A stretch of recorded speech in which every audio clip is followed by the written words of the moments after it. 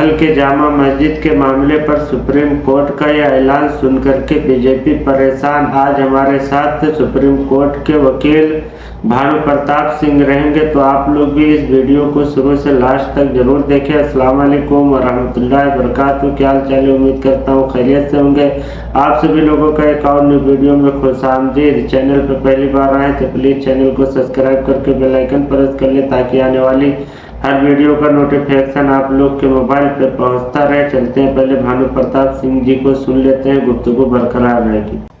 देखिए, जो संभल का मामला है, मेरी नजर में ये बहुत ही सोची समझी घिनौनी राजनीति के तहत ये सारा मामला है, और मुझे बहुत दुख के साथ कहना पड़ रहा है, लेकिन मैं कहूंगा जरूर कि अदालत भी इस सारे षड्यंत्र में शामिल है। जब देश में कानून है, जो धार्मिक स्थलों से संबंधित सन 1991 का कानून बना हुआ है, पार्लियामेंट द्वारा पास है, जिसमें कहा गया है कि 1947 से पहले की जो स्थिति इस देश में है, सभी धार्मिक स्थलों की स्थिति वही रहेगी, उसमें कोई किसी तरह की कोई सवाल नहीं उठाएगा, कोई छेड़छाड़ नहीं करेगा। और यही नहीं, उसमें रोका गया है कि अदालत भी उसमें किसी तरह का कोई हस्तक्षेप नहीं करेगी। सेक्शन 4 में कहा गया कि केवल यही नहीं, भविष्य में भी ऐसी कोई बात नहीं की जाएगी। बावजूद उसके 19 तारीख को दोपहर में पिटीशन फाइल होती है सर्वे के लिए। कोर्ट उसी समय जो रेस्पोंडेंट हैं उनको सुने बिना, उनको मौका दिए बिना, जो प्राकृतिक न्याय का एक सिद्धांत है उसको लागू किए बिना, उसी दिन तत्काल आदेश करती है। और बड़े मजेदार बात देखिए कि इधर आदेश पारित हुआ और शाम तक जो है एएसआई के लोग सर्वे करने पहुंच भी गए। इससे ज्यादा और सुनियोजित षड्यंत्र और क्या होगा, घिनौना षड्यंत्र क्या होगा, क्योंकि उन्हें मालूम है कि अदालत जा रहे हैं, वहां से आदेश मिलेगा, और आदेश मिलेगा तुरंत उसे लेकर वहां पहुंच जाएंगे। ऐसा वेल प्लान तरीके से होता है, बिना उसके नहीं होता, और इसीलिए मैंने कहा कि अदालत भी इससे शामिल है। दूसरी बात, और जो एक बात मैं कहना चाह रहा हूं कि चलिए, जब 19 तारीख को सर्वे हो गया तो फिर 24 तारीख को सर्वे का क्या मतलब था? और सुबह 6 साढ़े 6 बजे पहुंच गए सर्वे करने, और उसके बाद में जो हुआ, 5 नौजवान बच्चे जो हैं हमारे, उनकी जान चली गई, हत्या की गई उनकी। मैं सीधा कहूंगा, उनकी हत्या। पहले सवाल का जवाब ले लीजिए यार, इसीलिए मैंने आपसे कहा पहले जवाब आने दो, उसके बाद में जो आप सवाल पूछना।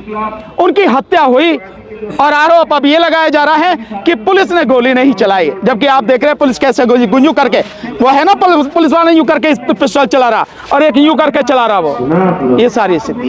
लेकिन पुलिस कमिश्नर ने इनकार किया है सर कि पुलिस की गोली से। आपने कभी देखा है कि कोई अपराधी ये कहता हो कि मैंने अपराध किया है? सर, खुदाई का जो मसला है कि जो एएसआई खुदाई कर सकता है कि नहीं कर सकता? नहीं कर सकता।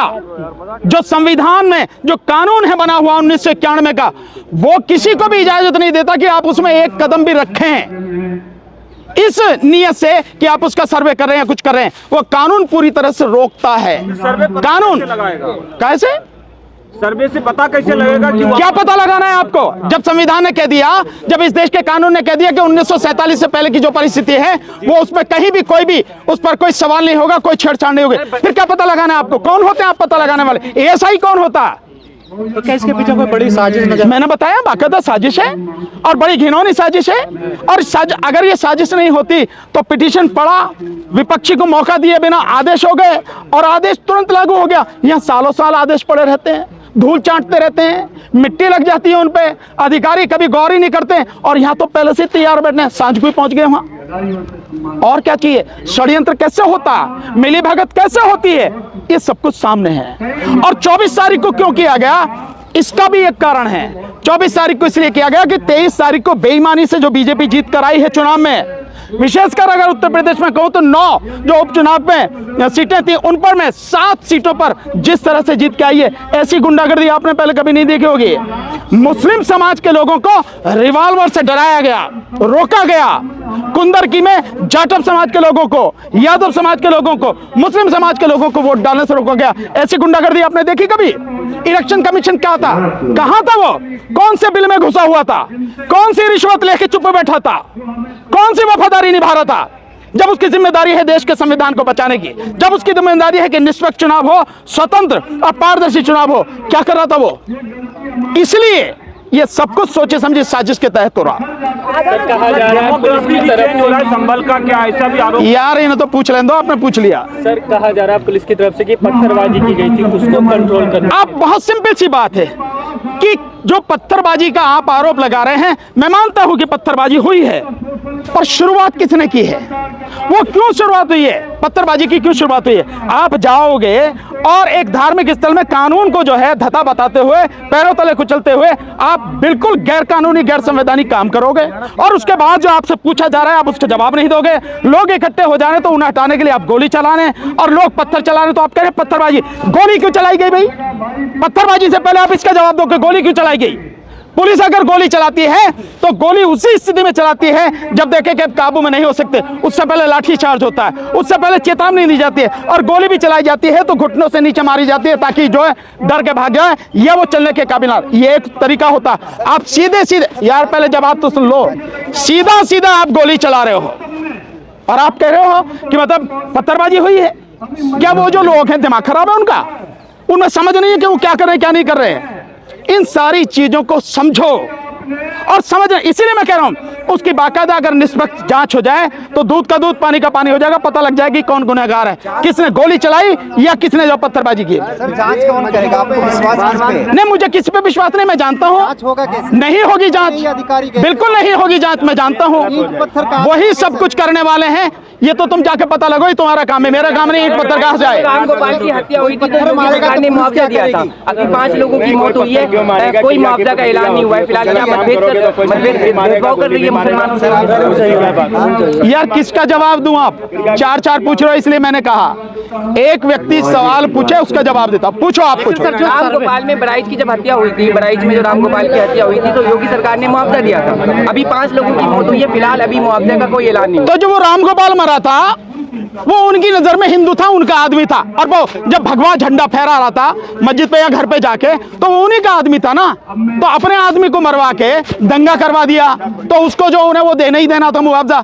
ये मुसलमान मरे, और मुसलमान की कीमत क्या है? मुसलमान की, दलित की, ओबीसी की, इन आज की जाति में जो सत्ता में बैठे इनकी नजर में कीमत क्या? कुछ नहीं। इसलिए इन 5 को जो है मुआवजा नहीं। और आरोप इन पे यह भी लगा हुआ कि भैया इन्होंने पत्थर चलाए और पत्थर चलाने में दंगा किया इन्होंने, तो किस बात का इन्हें मुआवजा मिलेगा? 400 से ज्यादा की FIR हुई है, गिरफ्तारी हुई है, कैसे देखते हैं आप? नहीं, कैसे क्या देखते हैं? FIR होनी चाहिए, लेकिन FIR दोनों तरफ से होनी चाहिए। FIR दोनों तरफ से होनी चाहिए, FIR इधर से भी और FIR उधर से भी। एक तरफा कार्रवाई नहीं होनी चाहिए। इसलिए मैं कह रहा हूं निष्पक्ष जांचों पर। मैं जानता हूं कि निष्पक्ष जांच होगी नहीं, क्योंकि वही अपराध करने वाले हैं, वही FIR करने वाले हैं और वही फैसला करने वाले हैं, तो कहां से होगा? जो सर्वे गिरफ्तार कर लिया गया, जिस सदर ने प्रेस कॉन्फ्रेंस करके पुलिस की पोल खोली थी, आज उसे भी घसीट कर पुलिस ले गई। क्या कहेंगे आप इस पर? आप दोबारा से सवाल कीजिए। जो मस्जिद के सदर थे संभल के, शाही मस्जिद के, उन्होंने प्रेस कॉन्फ्रेंस किया था, उसमें पुलिस की नाकामी और क्या कहते हैं कमियों को गिनाया था। पुलिस ने आज उन्हें गिरफ्तार कर लिया। आप शुक्र मनाओ कि उन्हें गिरफ्तार किया, गोली नहीं मारी। उन्हें गोली भी तो मार सकते थे कि हमेशा के लिए उनकी जुबान बंद हो जाए। ये होगा जब शासन करने वाले लोग संविधान को नहीं मानते, कानून को नहीं मानते और अपनी तानाशाही और गुंडागर्दी दिखा रहे, तो तब ये सारी चीजें होंगी। इसीलिए तो मैं कह रहा हूं कि कोई निष्पक्ष जांच नहीं होगी, कुछ नहीं होगा। और वैसे भी इस देश में मुसलमान की और दलित की कोई कीमत है नहीं। सर मेरा 2 सवाल है। पहले की सांसद इमरान प्रताप गढ़ी ने कहा है कि योगी जी ने संवेदना तक व्यक्त नहीं किया है। दूसरी बात की आज CM योगी जी ने कहा है कि संविधान के अंदर समाजवाद और सेक्युलरिज्म नहीं है। इस पर क्या कहेंगे? नहीं, किसने कहा है? योगी ने। योगी जी ने कहा। तो योगी को संविधान पढ़ना चाहिए, अब पढ़े नहीं है तो मैं क्या करूं भाई? देश में जब अनपढ़ लोग राज कर रहे हैं तो उसी की वजह से ये सारा सब कुछ है। संविधान में बाकायदा समाजवाद शब्द लिखा हुआ है, सेकुलरिज्म लिखा हुआ है, धर्मनिरपेक्षता लिखी हुई है, और ये प्रस्तावना में लिखा हुआ है। एक बात तो ये रही। दूसरी बात आप ये कह रहे हो संवेदना व्यक्त नहीं करी, तो इमरान प्रताप गढ़ी जी को पता होना चाहिए कि जो शासन कर रहे हैं वो RSS के और मनुवादी मानसिकता के लोग हैं, और ये जो दंगा कराया गया है ये सोची समझी रणनीति और राजनीति के तहत कराया गया है। तो जो कराने वाले हैं वो जिनको मारना चाह रहे हैं वो मार दिए, उनके उस पर संवेदना क्यों व्यक्त करेंगे? इमरान प्रताप गढ़ी जी को ये बात कहनी नहीं चाहिए कि संवेदना व्यक्त करें। सो वो संवेदना व्यक्त नहीं करेंगे। जो आपको खत्म कर देना चाहते हैं, आप उनसे उम्मीद करते हैं कोई संवेदना व्यक्त करेंगे? लेकिन सर जो सर्वे यार एक मिनट, जो सर्वे करने लगी टीम, उनके साथ जो लोग थे भड़काऊ नारे लगा रहे थे, वो कौन लोग थे सर? मुझे क्या पता भाई, मैंने देखे नहीं, आप पता लगाओ, आप पत्रकार लोग हैं। क्यों कौन थे भाई? अगर वो लगा रहे हैं तो स्वाभाविक है वो टीम का हिस्सा है उनकी, वो उसी टीम का हिस्सा है जिस टीम ने ये सर्वे के लिए एप्लीकेशन लगाई, जिस टीम ने ये आदेश करवाया और जिस टीम ने ये सारी टीम लेके वहां गए। और वो जय श्री राम के जो नारे लगा रहे हैं, एएसआई वालों को तत्काल मुअत्तल कर देना चाहिए। किसी भी सरकारी अधिकारी कर्मचारी को किसी धर्म विशेष की बात करना और जब वो ड्यूटी पर हो तब बिल्कुल भी ठीक नहीं, गलत है। धर्म आपका व्यक्तिगत है, फिर घर में जो चाहो नारे लगाओ। आप सार्वजनिक रूप से उस समय नहीं, जिस समय जो है आप ड्यूटी पर हो, नहीं कर सकते।